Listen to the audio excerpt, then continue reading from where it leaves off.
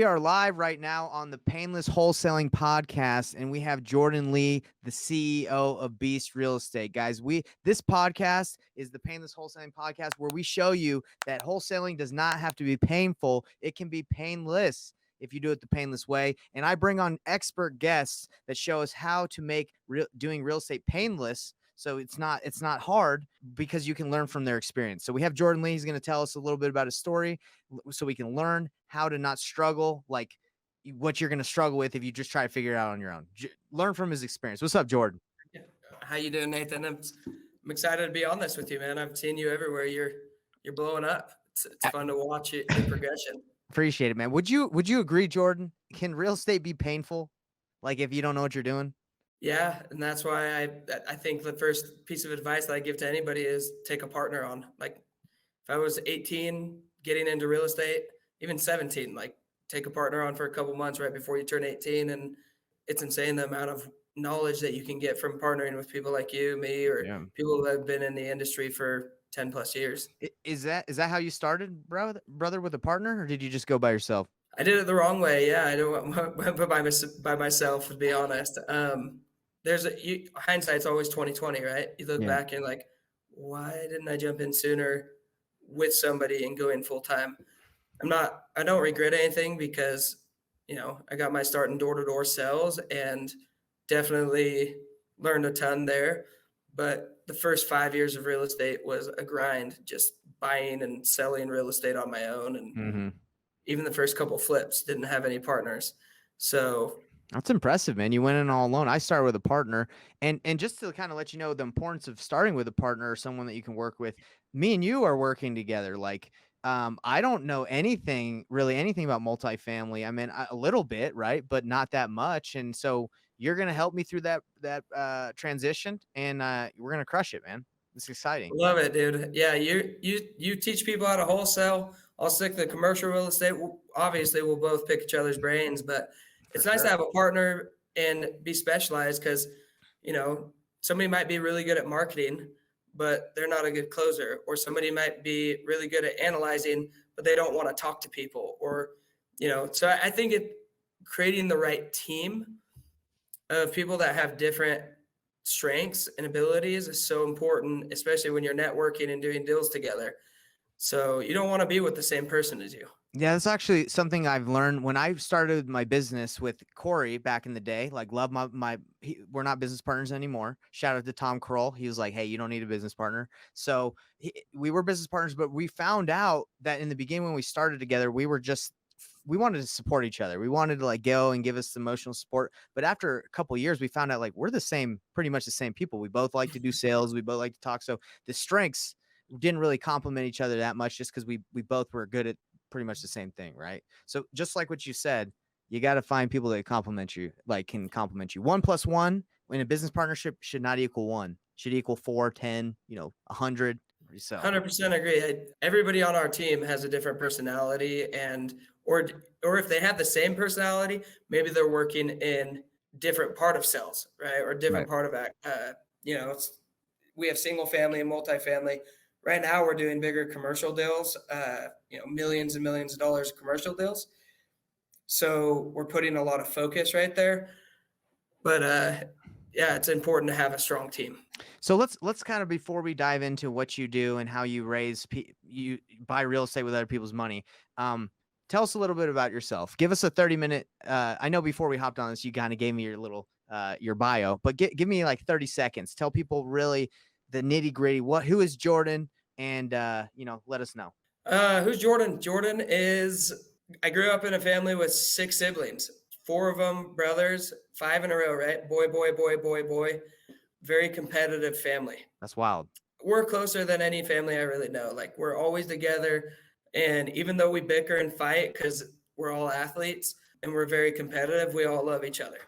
So family comes first in my life. I'm a father to 2 kids, 1 on the way. Some people might not know that, so they're hearing this for the first time. Whoa! Hold on, say that again. I gotta hear it again. My wife's pregnant with another boy, so I have a girl, a boy, and 1 on the way. Oh, congratulations, man! That is. Are you pumped? I'm sure you're pumped. Oh my gosh, I'm so happy.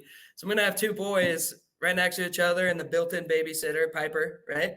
Yes, yes, yes. But I think that family comes first in everything. And the only reason I like to do real estate is because it gives you a platform financially to buy back your time and give opportunities to your children, your wife, your friends, your family that maybe not, might have not have been there, right? Like I have some expensive hobbies, right? Like scuba diving. I'd like to travel. I like Oh, to go shoot. scuba diving. And That's cool. you can't really do that if you don't have money. And then as a kid, I really liked gymnastics and wasn't able to do it just because there's, you know, 7 of us and we had to pick and choose our sports. But I want to give those opportunities to my kids. Say, hey, like it's not a financial burden. So that's the reason I like to make money. I don't covet money. I don't personally like the $2 million cars. Some people like that, and that's them. I Mhm. would rather travel. I'd rather do other things. Experiences. Um, what's that? Experiences over, things, I guess, right? 100%. I prefer experiences. And honestly, having a car is a cool experience, I'll be honest, but Mhm. it's just not the coolest thing for me. Like I'd rather go hundreds of feet under the water. Dude, I gotta confess something to you, brother. I'm a wimp. I went like no, this wasn't 5. This was like 8 years ago when I was doing door-to-door sales. We went on a trip, cruise to like Mexico, and they no experience doing scuba diving at all. They're just like a bunch of Mexican guys just threw like some scuba tanks on us, and they were like, "Go." And everyone started going in underwater, and I was like, I don't know what the heck I'm doing. I bre- I breathe out of my nose all my whole life just because I don't want like people to smell my breath. So I'm always breathing through my nose. So when I go there and this thing's on me, I can't. I'm like, I can't breathe. I can't do it. So I wussed out, dude. I wussed out. I didn't go underwater. I couldn't figure it out. I was like, forget this. I don't even feel safe. You So just need the proper training, man. That they threw you probably into a cenote, right? I don't. What's a cenote? I haven't One heard one that. of those sinkholes. Was it like a big, It was, like dude. It was really a clear straight one? ocean, bro. They were like, hey, let's look at. They were like, go out and On your yeah. first dive, they just threw you right into open water? They threw everyone into open water and they were like, "Don't come up too hot fast or you'll like explode." And I was like, "Yeah, forget that. I ain't Oh, doing that." man. Yeah, that's sketchy to say the least, but they were trying to make a good tip, right? Well, yes, I felt like a wuss, dude. I bailed and like a couple of the other guys just went and figured it out. I was like, I ain't exploding today. But yeah, I mean, come with me, you'll learn. But I like scuba diving. hmm I like competitiveness. I grew up wrestling from I can't even remember what age. I wanted to talk Um, to you about that because did you know I wrestled too? I saw that. I don't know the whole background, but I did see that in another podcast. Oh, bro, I love wrestling, man. I do jujitsu now, which is grappling, but it's submissions. And I did that this morning. I do it every 2 times a week in the morning at 5:30. I love it, dude. It's so fun. You should get into jujitsu if you haven't. It's just like I wrestling, but did I did some jujitsu in college and here and there, but it's a time commitment. And it is, yeah. I got to do right it early in the morning. yeah, right now I'm having a tough time between family, just lifting weights and raising capital and traveling, but You definitely got to pick what your hobbies that as you get deeper into this stuff. 100%. But I'm I curious, think real we're quick. Sorry, real yeah. quick about your wrestling experience. Like, did you wrestle in college? Did you wrestle like how'd you do in high school? I'm just curious because I want to know your experience level. Yeah. So I was one of those kids that just trained every single day. I think as a freshman in high school, I wasn't the kid that started when I was, 3 years old. I started in seventh grade, like competitively. I Got think it. I did a little bit with my brothers in sixth grade, but a lot of improvement. By the time I was a senior, I didn't lose a state match. I got disqualified from slamming a kid too hard. Oh, in But state you got disqualified in state. I was up 8-1 and slammed a kid, and not purposely, Of it was course, of course. ball and chain, and you have to hit your knee before his shoulder hits, and accidentally dislocated the kid's shoulder, and You ripped his arm off, huh? not on purpose, Of but course, I'm just messing with you. The ball and chain was like my go-to, bro. I love the ball and chain. yeah. So, So um, you were trying to like at, stack them. You were like trying to stack them and yeah, I got you. so no, I did really well my senior year. I got better every year. My senior year, I had the state takedown record.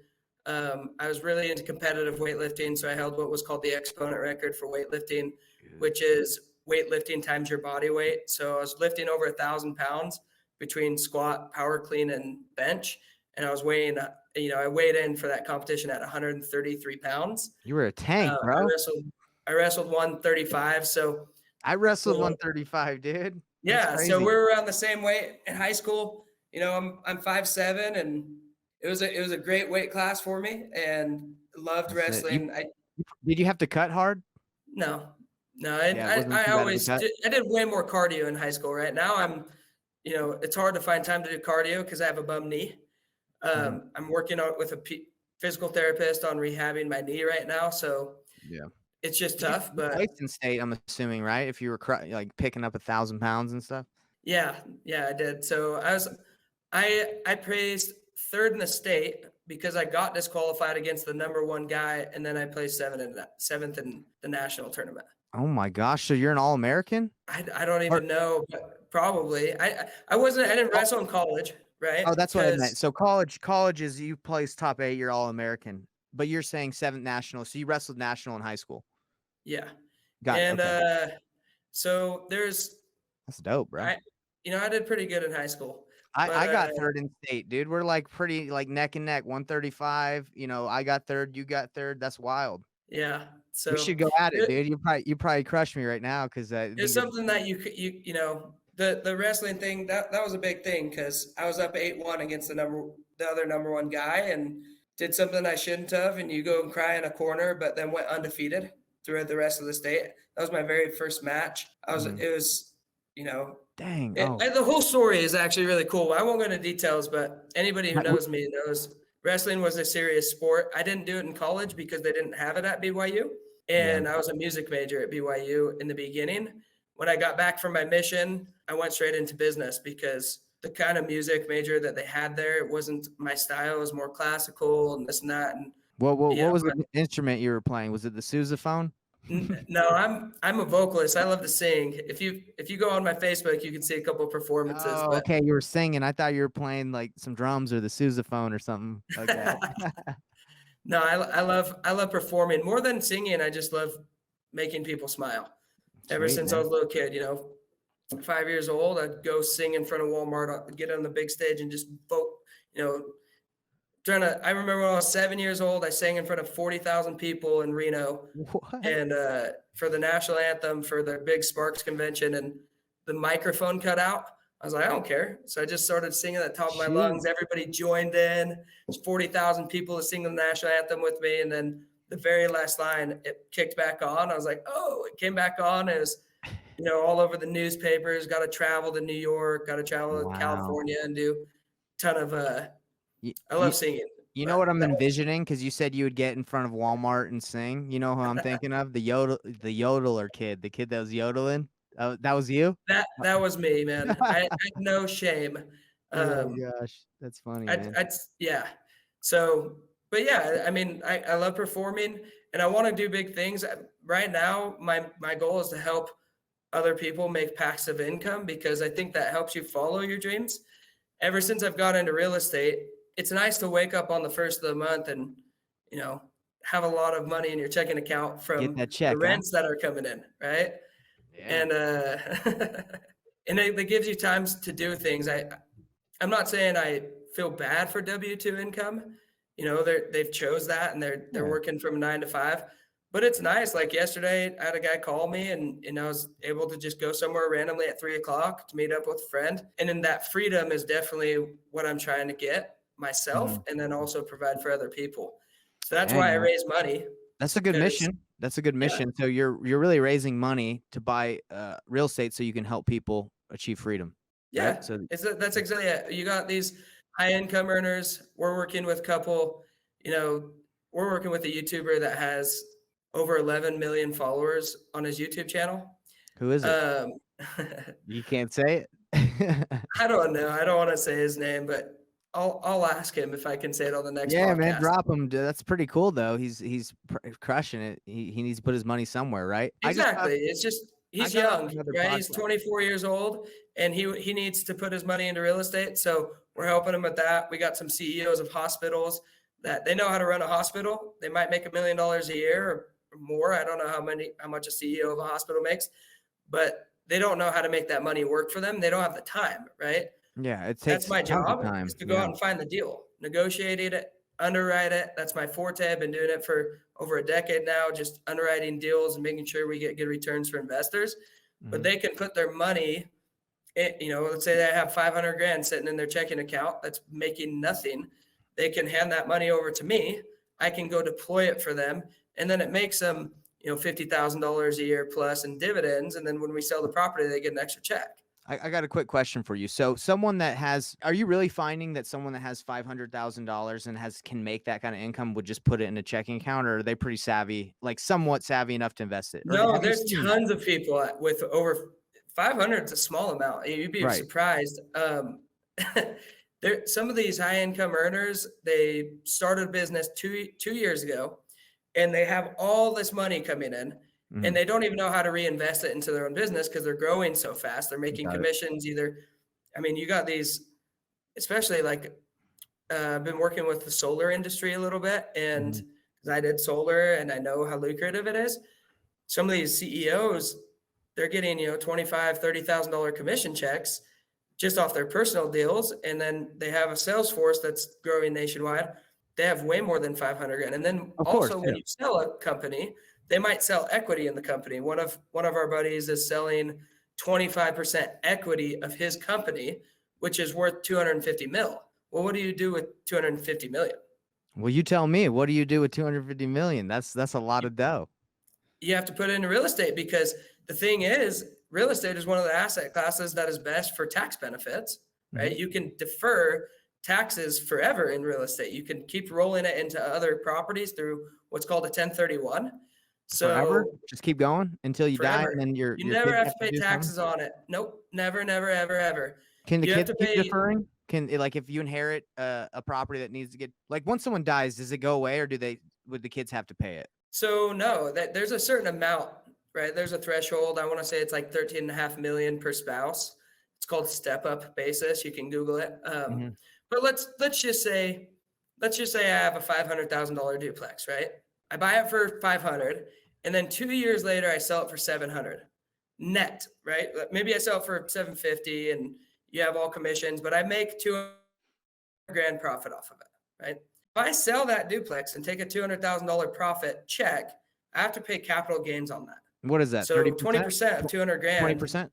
I mean, it depends on your tax bracket, Okay. but let's just say 20%, right? It's 20% of 200 grand, it's $40,000 in taxes. Do you want to write a $40,000 check for taxes? Never. No. So what you can do is you can take that money and put it into a 1031 exchange. You have an intermediary that holds the money for you until you locate another property. I have a guy actually I'm working with right now. He bought a townhome way back when. It's paid off. He just sold it. He netted 495,000 off a townhome. Okay. It's crazy to think what a townhome's worth nowadays. But he has $495,000 sitting in an intermediary fund with 1031, and he has to deploy that within a certain amount of time, or else he has to pay taxes on that gain. What's the So what we're time, by the doing, way? Just curious. I mean, I'm not an accountant. I think it's 45 to locate another property and 90 to close or something like that. Honestly, I've never hit the timelines. We always have deals lined up, so it's not a problem. Okay. If you Google it, it'll come up at like 45 and then 90. But you locate the property, and then he uses that 495 as a down payment, let's say on a $1.8 million property, right? Now he owns a $1.8 million property, and because he rolled it into a bigger property, he doesn't have to pay any taxes on it. It's called deferred taxes, right? So that deferred tax, let's say he owns that for 8 years, and then sells the $1.8 million property in a half mil. So now he's made 700 grand. He also made the 200 grand. That's $900,000 he's made. Now he has to pay taxes on 900,000.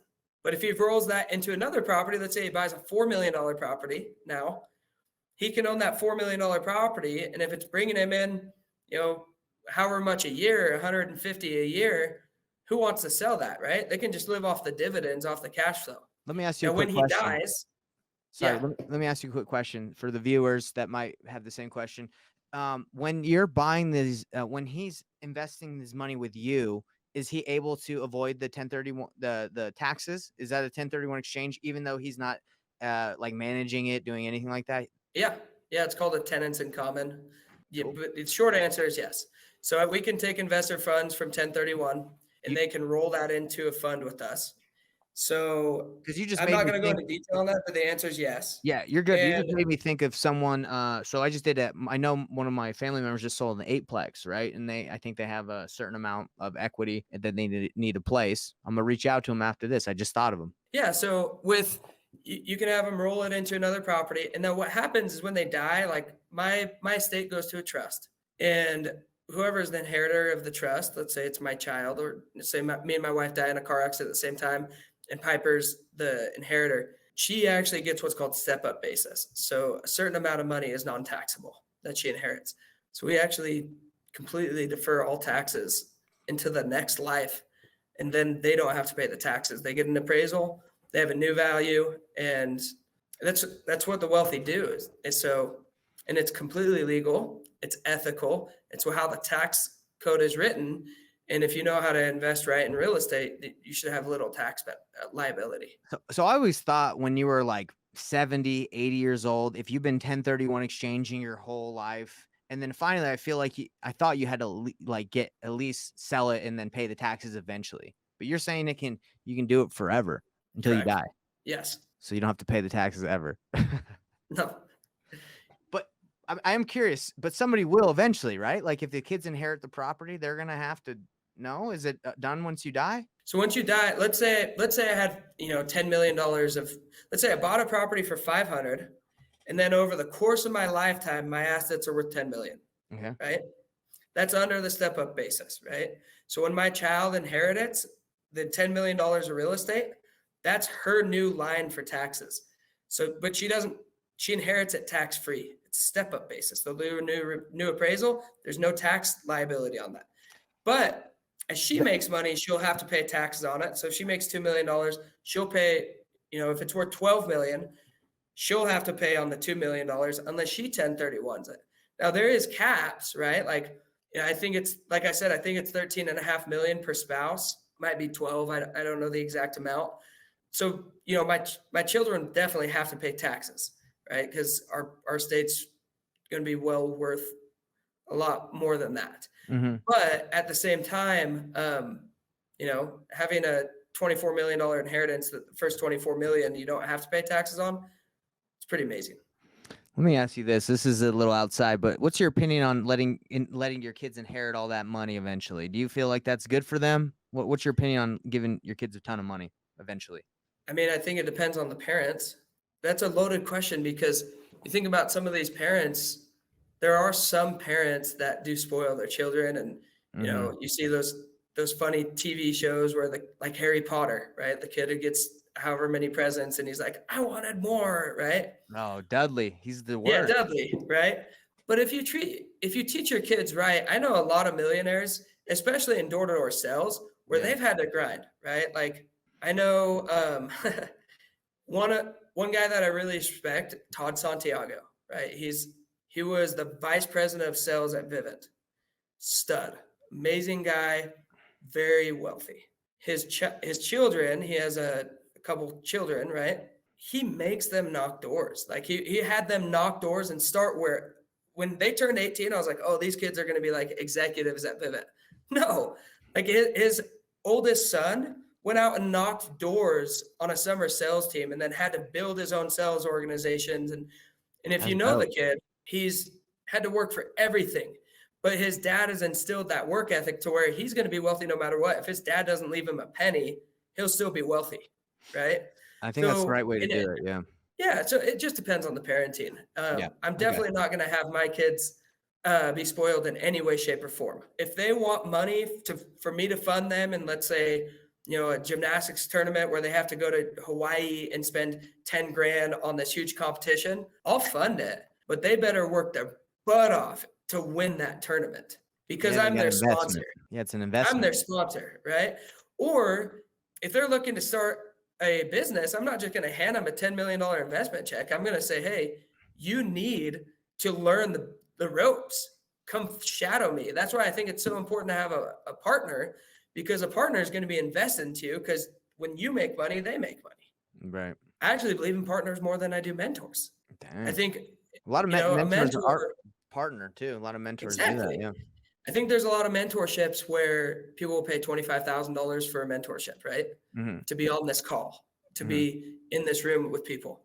Rather than having somebody pay me 25 grand, I would be more willing to vet them very carefully and say, are you going to work? Go do these homework assignments for me, right?